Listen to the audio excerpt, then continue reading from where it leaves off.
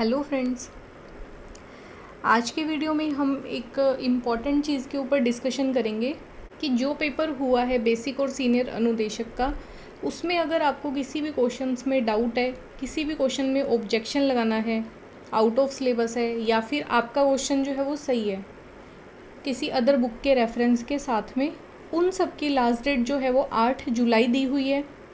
आज 7 जुलाई है, मतलब एक दिन का हमारे पास अभी टाइम है। तो आप बिल्कुल क्लियर करके और ऑब्जेक्शन लगा देना, जिससे हो सकता है कि कल तक ज़्यादा साइट के ऊपर रश हो जाए। इस वजह से आज हम ये डिस्कशन करेंगे पूरा प्रॉपर। सबसे पहले हम ये देखेंगे कि ऑब्जेक्शन के लिए हमें किस तरीके से ऑब्जेक्शन को लगाना है। तो ये नोटिस आपको दिख रहा है। ऑब्जेक्शन के लिए जो विंडो ओपन है वो 6 जुलाई से स्टार्ट हो गई थी और इसका जो एंड है वो है 8 जुलाई रात को 23 बज के मतलब 11:59 पे ये बंद हो जाएगी। ठीक है, इतने दिनों में मतलब ये 2 दिन का जो टाइम हमें मिला है, इसमें आपको ऑब्जेक्शन लगाना है। प्रत्येक प्रश्न के लिए 100 रुपये फ़ीस है यहाँ पे। और इस टाइम के बाद में अगर आप किसी भी तरीके से आपत्ति भेजते हो तो वो स्वीकार नहीं की जाएगी बोर्ड के द्वारा। एक बार ही जो ये आपत्तियां हैं ये ली जाएगी, ऑब्जेक्शन लिए जाएंगे अब। और एक इसमें सबसे इम्पॉर्टेंट चीज़ कि आपत्तियों के लिए पोर्टल पर स्टैंडर्ड और ऑथेंटिक जो पुस्तकें हैं उनको ही प्रमाण में लगानी है, संलग्न करनी है। ऐसे प्रमाण के प्रत्येक पृष्ठ पर अपना रोल नंबर लिखना है आपको। ठीक है, आप जैसे 3-4 बुक के पेज हैं वो आप अटैच करना चाहते हो, प्रत्येक पेज पे आपको अपना रोल नंबर हाईलाइट करना है और वो किस प्रश्न संख्या का PDF आपने भेजा है वो बताना है आपको। मतलब 2 चीज़ हो गई, एक आपका रोल नंबर और दूसरी आपकी प्रश्न की क्रम संख्या। और प्रश्न की क्रम संख्या कौन सी?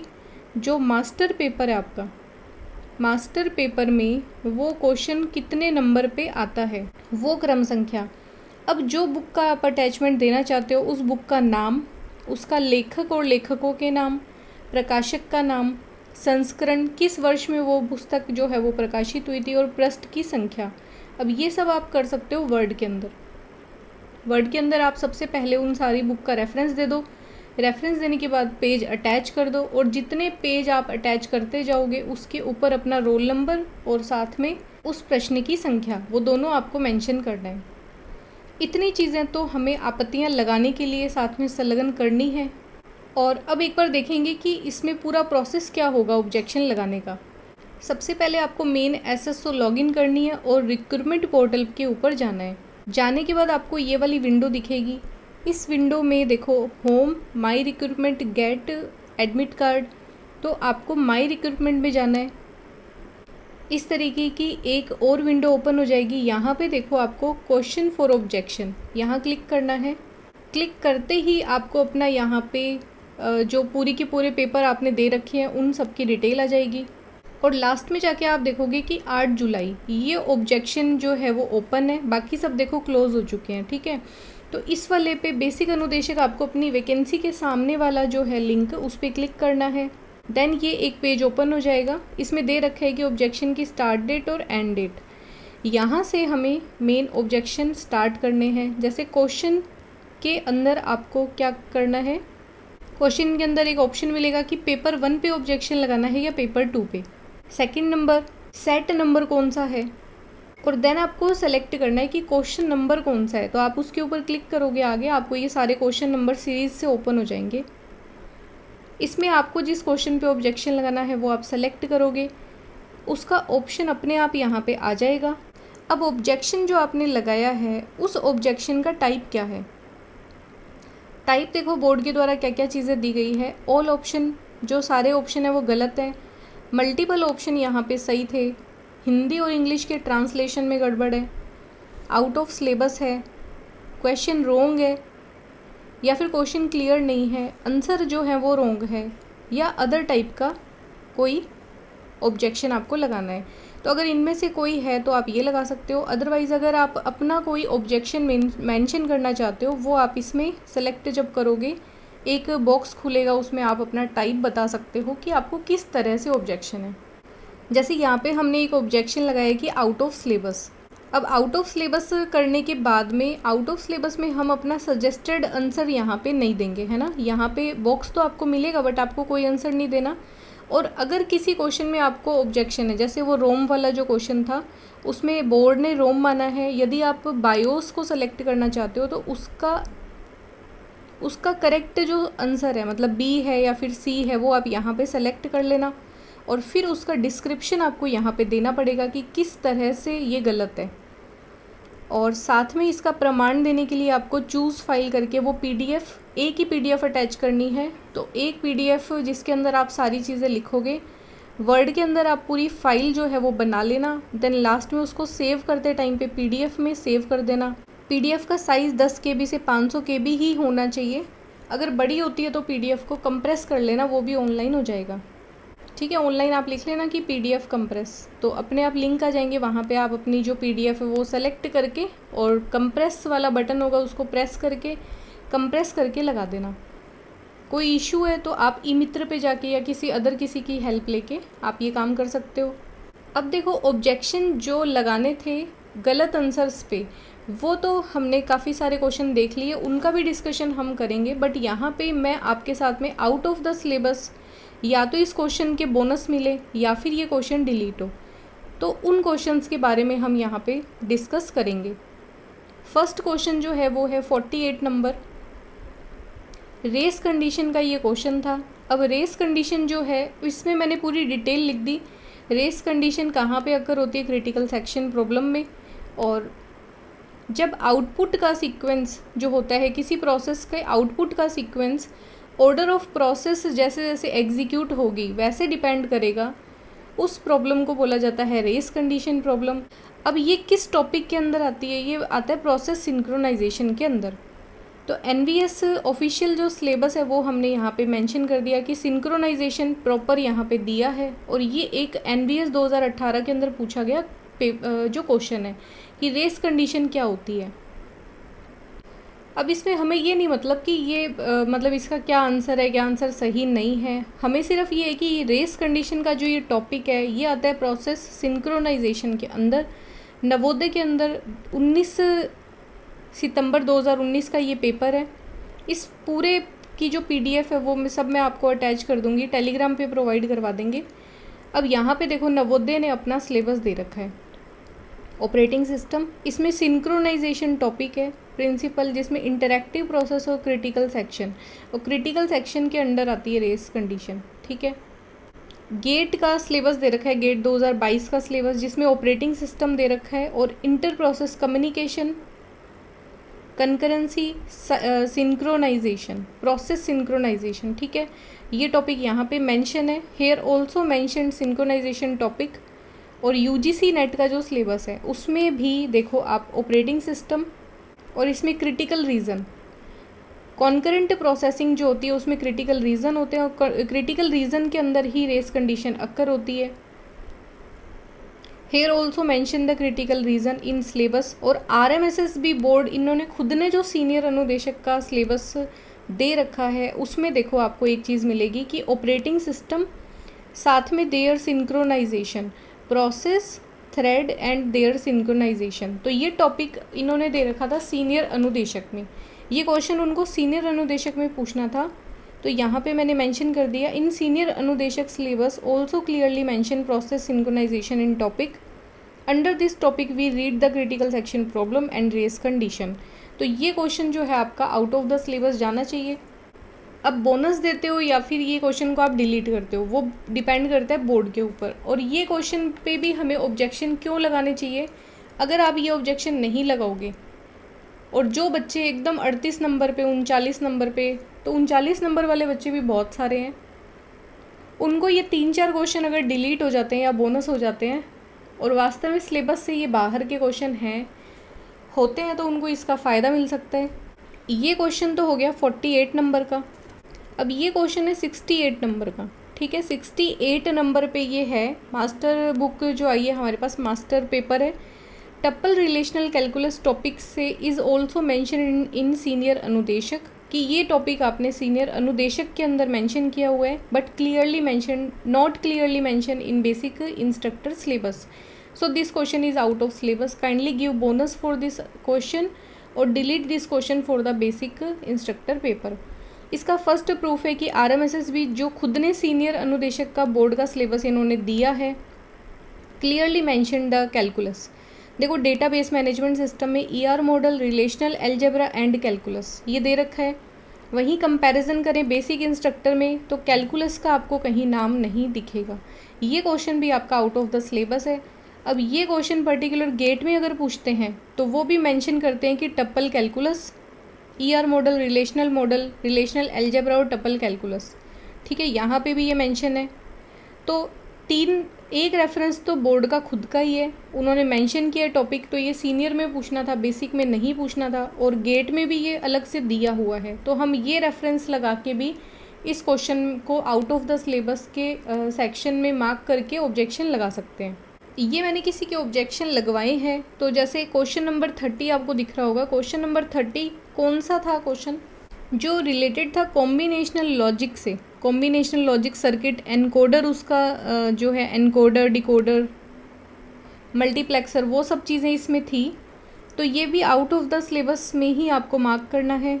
और इसमें आपको रेफरेंस देखो क्या लगाना है कि this question is related to digital electronics. अब ये क्वेश्चन हम कहाँ पे पढ़ते हैं?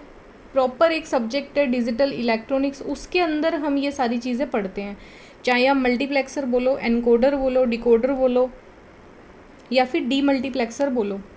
बट बेसिक अनुदेशक वैकेंसी के अंदर syllabus that provided by the board is not mentioned digital electronics, कि आपने डिजिटल इलेक्ट्रॉनिक्स को मेंशन ही नहीं किया।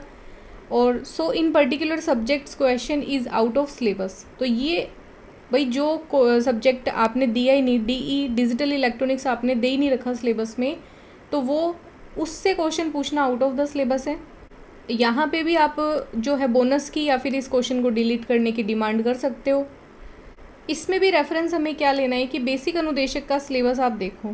बेसिक अनुदेशक में डिजिटल इलेक्ट्रॉनिक्स कहीं पे भी आपको लिखा हुआ नहीं मिलेगा। वहीं पे बात अगर करें सीनियर अनुदेशक की, तो ये देखो आप डिजिटल इलेक्ट्रॉनिक्स, इसमें सारे के सारे मल्टीप्लेक्सर, सिंक्रोनाइजेशन, तो clearly mentioned syllabus that digital electronics in syllabus but in basic this topic is not given. अब देखो डिजिटल इलेक्ट्रॉनिक्स नवोदय विद्यालय समिति का जो सिलेबस होता है कंप्यूटर PGT के लिए, उसमें भी सब्ट्रैक्टर, डी मल्टीप्लेक्सर, आप इनको लाइन करके और फिर बाद में ऑब्जेक्शन के अंदर ये लिंक भी आप प्रोवाइड कर सकते हो। यहाँ पे देखो प्रॉपर आपको डिजिटल इलेक्ट्रॉनिक्स का पूरा सब्जेक्ट देखने को मिल जाएगा। ये क्वेश्चन भी आपका ऑब्जेक्शन में जाना है। एक क्वेश्चन हम देखेंगे 74 वाला, उसमें भी क्या है कि डिकोडर से रिलेटेड वो क्वेश्चन था, हमें नंबर ऑफ डिकोडर बताने थे उसमें। तो डिकोडर टॉपिक भी किसमें है? Decoder is mention in digital electronics syllabus but in basic instructor syllabus digital electronics is not mention, so this question is out of syllabus और kindly delete this question, give bonus for this question. ठीक है, ये करके और आपको वही basic अनुदेशक का जो सिलेबस है और साथ में सीनियर अनुदेशक के सिलेबस को मेंशन करके हम ऑब्जेक्शन लगा सकते हैं। और यहाँ पे देखो मैंने एनकोडर और डिकोडर के ऊपर लाइन भी लगा दिया है कि ये सिलेबस पर्टिकुलर डिजिटल इलेक्ट्रॉनिक्स का ही होता है। तो ये 4 क्वेश्चन मैंने आपको बताए हैं, 30 नंबर, 48 नंबर, 68 नंबर और 74 नंबर। देखो ये चारों ही क्वेश्चन जो हैं वो आउट ऑफ द सिलेबस हैं। और मैं आपको यही कहूँगी, अगर आप 38 नंबर, 39 नंबर या फिर 37 नंबर, 37 तो चलो फिर भी 3 क्वेश्चन डिलीट हो जाए तो ये चांसेस हैं। बाकी ये है ना कि आप अगर इन क्वेश्चंस पे 38 वाला या 39 वाले जो बच्चे हैं वो अगर इन पे ऑब्जेक्शन लगाते हैं और यदि बोर्ड के द्वारा वो डिलीट नहीं किया जाता किसी भी कंडीशन में, तो एटलीस्ट आप इस वैकेंसी को कोर्ट में लेके जा सकते हो कि ये पर्टिकुलर जो क्वेश्चन है वो आउट ऑफ द सिलेबस है। और अगर बोर्ड ने ही इसे डिलीट कर दिया तो आपके 100 क्वेश्चन में से वो 2 क्वेश्चन डिलीट हो जाएंगे। 40% लाने का जो क्राइटेरिया है वो 98 पे ही रह जाएगा। और आप खुद भी देख रहे हो कि जब बोर्ड ने खुद ने सिलेबस में क्वेश्चन नहीं दिए तो हमें ऑब्जेक्शन ज़रूर लगाना चाहिए। जो question out of the syllabus है, जब वो अपने को ऑप्शन दे रहे हैं तो अपने को वो वाली उस ऑप्शन का फ़ायदा भी लेना चाहिए। और साथ में हो सकता है कि आपके ये 2 क्वेश्चन डिलीट हो तो किसी ना किसी बच्चे के, जो 1-2 बच्चे हैं उनका सिलेक्शन भी हो जाए जो 39 के ऊपर ही खड़े हैं अभी तक। ठीक है, देखो, या तो एक ऑप्शन है आपके पास कि आप 39 वाले 38 वाले वैकेंसी से बाहर हो जाओगे, और या फिर आपके पास एक ऑप्शन है कि आप अपने 2-3 जनों का 4-5 जनों का ग्रुप बना के उसमें 2-3 लोग जो हैं वो ऑब्जेक्शन लगा दे, पैसे आप शेयर कर लेना। और ये मैंने भी चारों क्वेश्चन के ऊपर ऑब्जेक्शन किसी का लगवाया है। ये क्वेश्चन तो वो हैं जो आपको बोनस के अंदर लेने हैं, ठीक है। तो जितना मुझे लगता है आपको ये ऑब्जेक्शन लगाने चाहिए, स्पेशली ये जो बच्चे हैं ना, इनको ज़रूर लगाने चाहिए जो बिल्कुल किनारे के ऊपर खड़े हैं। फर्स्ट पेपर में अच्छे नंबर बन रहे हैं और सेकंड में वो 40 क्रॉस नहीं कर रहे, ठीक है। आप अगर ये चारों क्वेश्चन डिलीट करवा लेते हो या बोर्ड ही इनको डिलीट कर देगा, और ये बिल्कुल प्रूफ के साथ में मैंने आपको दिखा दिया, ये आउट ऑफ सिलेबस क्वेश्चंस हैं। हमने पहले भी क्वेश्चंस के बारे में डिस्कस किया था, वहाँ पे मैंने आपको 10 से 12 क्वेश्चन बताए थे। बट बाकी के क्वेश्चन अगर हम छोड़ भी दें कि कैसे ना कैसे करके वो लिंक कर रहे होंगे किसी ना किसी सिलेबस में से, तो आप ये चारों क्वेश्चन तो डायरेक्टली दिख रहे हैं हमें, हम इसको out of the syllabus mark करके ऑब्जेक्शन इन पे लगा सकते हैं। अब बात करेंगे कि और कौन कौन से क्वेश्चंस हैं जिनके अंदर यदि आपको डाउट है तो, और आपने क्वेश्चन जो है वो मार्क कर दिया, उसका आंसर कोई और माना है, उस तरह के जो क्वेश्चंस हैं वो पर्टिकुलर वो बच्चे ही लगाएं जिन्होंने उन क्वेश्चंस को सही किया है, बाकी सारों को तो वो लगाने नहीं है। नंबर फर्स्ट जैसे हमें दिख रहा था कि प्रोजेक्ट मेथड, ये जो दूसरे वाला क्वेश्चन है, इसका बोर्ड ने तो आंसर माना है कि इंडक्टिव डिडक्टिव। अब जिसने प्रोजेक्ट बेस्ड मेथड को कर रखा है, इन सभी क्वेश्चंस को पर्टिकुलर ये जो पेडागोजी जो भी टीचर्स पढ़ाते हैं उन्होंने अच्छे से समझा के बता रखा है कि इसका आंसर क्या होना चाहिए, ठीक है। यदि आपने वो पर्टिकुलर जैसे प्रोजेक्ट बेस्ड को सेलेक्ट कर रखा है, आपको ऑब्जेक्शन लगाना है कि ये क्वेश्चन गलत है, तो आप इस तरीके से जो क्वेश्चन है वो पर्टिकुलर वही बच्चे लगाएं जिन्होंने इनको टिक कर रखे हैं, है ना। सारों को तो लगाने की ज़रूरत ही नहीं है। तो एक तो ऑब्जेक्शन के अंदर आता है 2 नंबर क्वेश्चन, और एक अच्छा क्वेश्चन है ये 54 वाला। यदि आपने इसका ऑर्डर वास्तव में ये वाला सेलेक्ट किया है तो आपको इस पे ऑब्जेक्शन ज़रूर लगाना चाहिए। तो जिन जिन बच्चों ने यूनिट, इंटीग्रेशन, सिस्टम, एक्सेप्टेंस, ये चारों दे रखे हैं, तो बहुत सारे उसके अवेलेबल हो चुके हैं सोर्स। आपने बाकी टीचर्स के भी देखे होंगे ऑब्जेक्शन, आप वो पूरे पर्टिकुलर प्रॉपर सीक्वेंस के अंदर पूरी PDF बना के अटैच करके इन क्वेश्चंस को ऑब्जेक्शन में ले सकते हो। एक 58 नंबर वाला क्वेश्चन, इसका तो जो प्रूफ है बालागुरु स्वामी की एक स्टैंडर्ड बुक है जो मैंने आपको टेलीग्राम पे भी उसका स्क्रीनशॉट लेके भेजा था। ये N जो है वो स्मॉल होना चाहिए, कीवर्ड है ये, और इसका सिर्फ ओनली 1 आंसर भी हो सकता है। तो यदि किसी ने ओनली 1 सेलेक्ट किया था इस पर्टिकुलर प्रॉब्लम को देखते हुए, वो अपना ऑब्जेक्शन यहाँ पे लगा सकता है। 68 नंबर वाला टप्पल रिलेशनल कैलकुलस वाला, ये मैंने आपको बोनस वाला बता दिया, ये out of the syllabus question है। एक 67 वाला, ठीक है। 67 में देखो जो बोर्ड ने आंसर माना है वो माना है D, तो ये ऑप्शन गलत है। DDL जो है वो रिवोक कमांड से नहीं बिलोंग करती, और बाकी के जो ऑप्शन है वो भी गलत हैं, ठीक है। तो आप इस वाले क्वेश्चन कि इसमें जो है चारों ही ऑप्शन गलत थे। वो जो एक ऑप्शन हमने देखा था ना कि चारों आंसर जो हैं वो सभी आंसर गलत हैं, उस तरीके से सेलेक्ट करके इसके ऊपर ऑब्जेक्शन लगा सकते हो। राजस्थान बोर्ड की खुद की बुक के अंदर ही इन्होंने जो कमांड दे रखी है उसमें DCL कमांड के अंडर इसको रिवोक को माना है, और यहाँ पे इन्होंने आंसर दे दिया 4th। रिवोक कमांड जो है वो DDL से संबंधित है। ये ऑप्शन, ये क्वेश्चन जो है वो भी डिलीट होना चाहिए क्योंकि इसके चारों ही ऑप्शन गलत हैं। देन आप इस क्वेश्चन पे भी ऑब्जेक्शन लगा सकते हो कि टाइनी बूटस्ट्रैप लोडर जो प्रोग्राम है वो सिचुएटेड इन रोम, ये मान लेते हैं कि रोम में होता है, बट जो RBSC की ही बुक है उसमें दे रखा है कि रोम का सबसे अच्छा एग्जाम्पल क्या है, बायोस। तो जिन बच्चों का सिर्फ ये एक ही क्वेश्चन है वो इस पे भी, और 9th स्टैंडर्ड की जो बुक है उसका जो रेफरेंस है वो लेकर साथ में ये ऑब्जेक्शन लगा सकते हैं। एक क्वेश्चन 92 भी है। 92 में किसी ने, काफ़ी बच्चों ने लूप इनफाइनाइट बोल रखा है, तो वो बिल्कुल यहाँ पे ऑब्जेक्शन लगा सकते हैं कि W जो है वो कैपिटल में है। कंडीशन ही गलत दे रखी है बोर्ड ने। GCD के लिए यहाँ पे कंडीशन क्या होती है, P not equal to Q, ठीक है।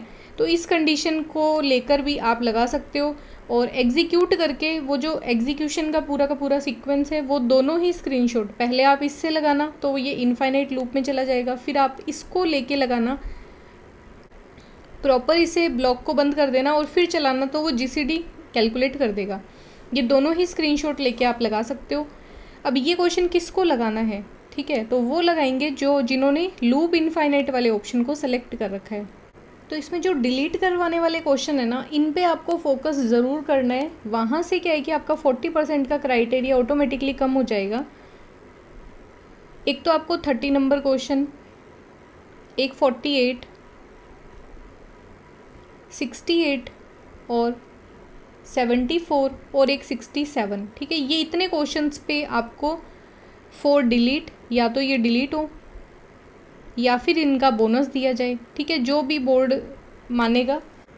मिलके लगा दो आप 4-5 जने, ताकि आपके भी ज़्यादा नहीं लगे। और काफ़ी सारे बच्चे अगर लगाएंगे तो बाद में आप इस वैकेंसी को कोर्ट में ले जा सकते हो। ये हमें दिख रहे हैं साफ साफ ये गलत हैं और आउट ऑफ द सिलेबस है। इसमें 67 नंबर ऑप्शन क्वेश्चन जो है वो तो चारों ऑप्शन उसके गलत थे, बाकी ये चारों जो है ये आउट ऑफ द सिलेबस आपके क्वेश्चन है। अब ये जो प्रूफ के जो PDF हैं ये मैं आप टेलीग्राम पे प्रोवाइड करवा दूंगी। प्रॉपर PDF बना के मैं इनको अटैच कर दूंगी, आप टेलीग्राम से इसे ले लेना।